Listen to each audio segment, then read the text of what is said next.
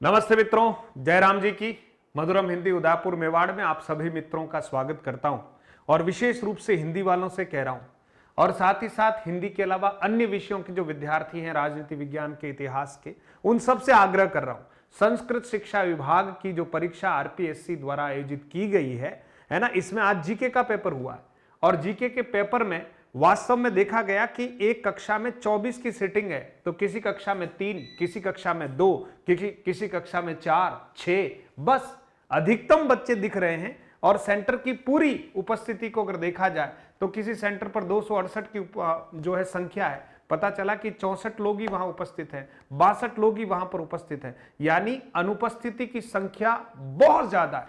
और घुमा फिरा कर देखें मित्रों तो केवल 20 से 25% के आसपास, फाइनली आंकड़ा तो आयोग ही देगा, है ना, 20 से 25% के आसपास विद्यार्थियों ने ये संस्कृत शिक्षा विभाग का जीके वाला पेपर दिया है।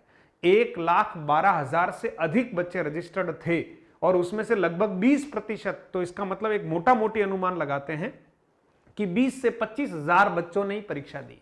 इन 20 से 25,000 बच्चों ने जो परीक्षा दी, अब ये सब्जेक्ट में बटेंगे। अब आप समझना, हिंदी वाले कितने बच्चे होंगे इसमें, पॉलिटिकल साइंस वाले, हिस्ट्री वाले, इंग्लिश वाले, संस्कृत वाले कितने बच्चे होंगे। अब 20-25,000 में से ही ये बटने वाले हैं।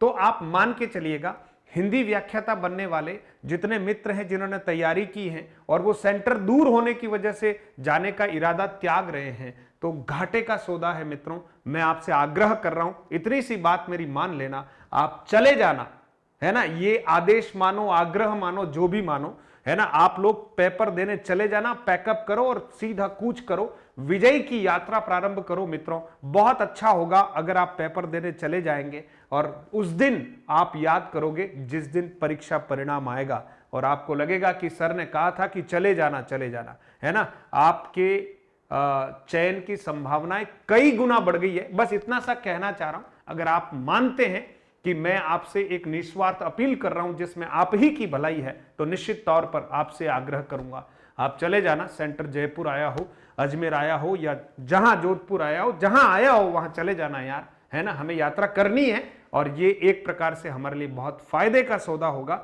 बस इतना सा कहना है।